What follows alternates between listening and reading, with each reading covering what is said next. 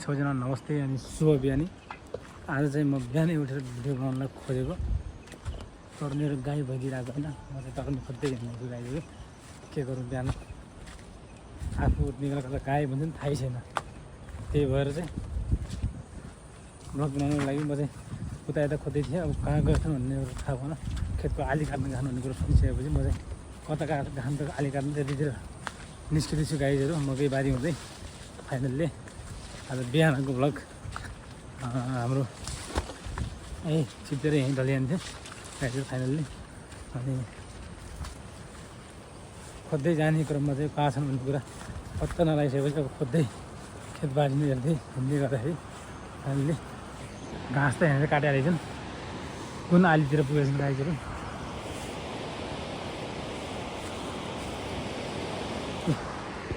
एउटी महारानीले यहाँ काट्दै हुन्छ। हेलो हो, हेलो। गाईहरू यहाँ धानको आली काट्दैछन् हाम्रो मैसा। यहाँ मास्टरको लाइफ जीवन खै जाने कता गए कहाँ।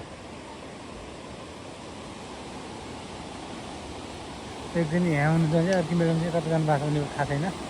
नटेको आली नै बाँच्छन्।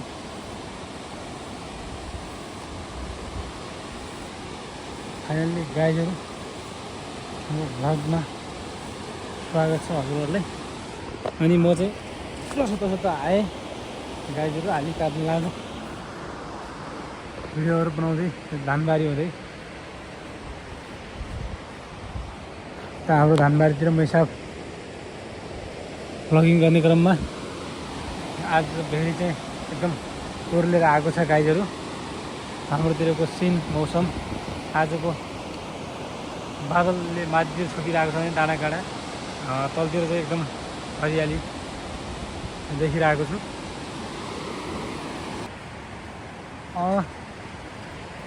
त्यहाँ त मैसाब चाहिँ यता हुनुहुन्छ, हामी कान्छी मैसाब यता काट्दै हुनुहुन्छ भनेपछि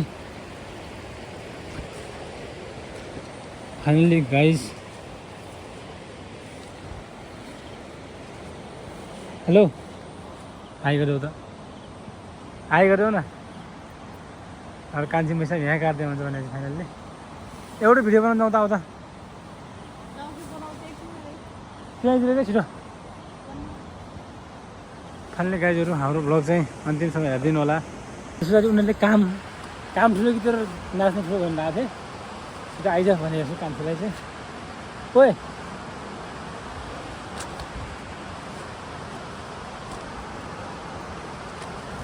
म चाहिँ यहाँ तलतिर जाने क्रममा छु। एउटा गीत गाएको मलाई त हाम्रो बुढलाई चाहिँ म एउटा गीत गाउन लगाउँछु। गाई यता हेर त। हेलो,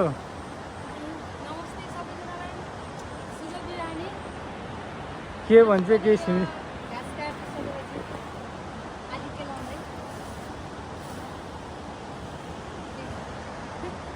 कान्छी तल काट्दैछन् भनेपछि जेठले यताबाट काट्दैछन् घरमा।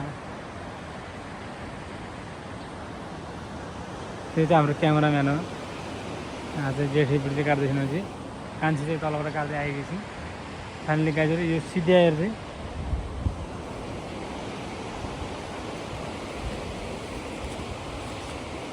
ल गीत गान त।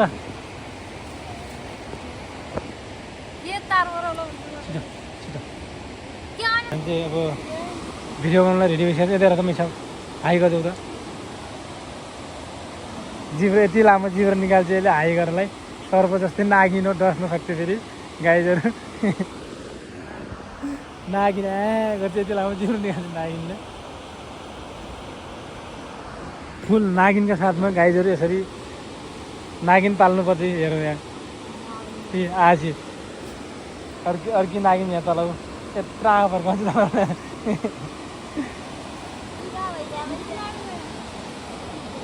गाईहरू हामी चाहिँ यहाँ खेतको आली काट्दा काममा बिजी हुँदाहुँदै पनि भिडियो बनाउनलाई हामी चाहिँ एकदम तयारी अवस्थामा छौँ। खेतको आली काट्दै बोलाएर मैले चाहिँ बिहानै आएर खेतको आली काट्दैछु भिडियोहरू चाहिँ। अनि भिडियो बनाउनलाई चाहिँ बोलाएको। गाईहरू हाम्रो भिडियो चाहिँ एकछिन पछि आउँछ, हेरिदिनु होला। हस् त, यता हेर त एकचोटि यहाँ माथि क्यामेरा चाहिँ बिहानै आली काट्न आएको गाईहरू यता तपाईँ जानु कि गाईहरू हाम्रो आली काट्न आएको बुढीहरू बिहानै म पनि खोज्दै यहीँ पुगेको भिडियो बनाउनलाई जाउँ तल अब भिडियो बनाउनलाई ठाउँ खोजिरहेको ठाउँ नपाएर यता यता हेरिरहेको गाईहरू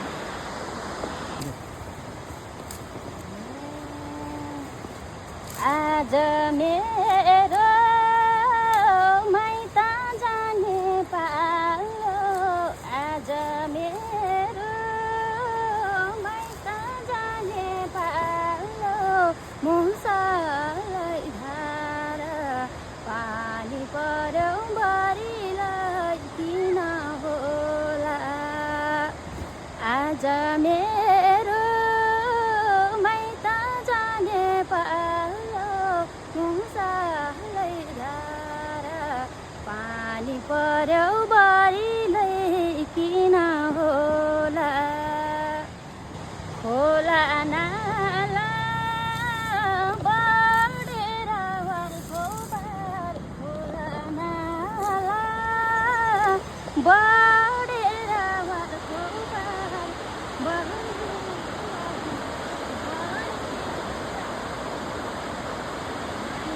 जाने बाटो छेकेको खोला नाला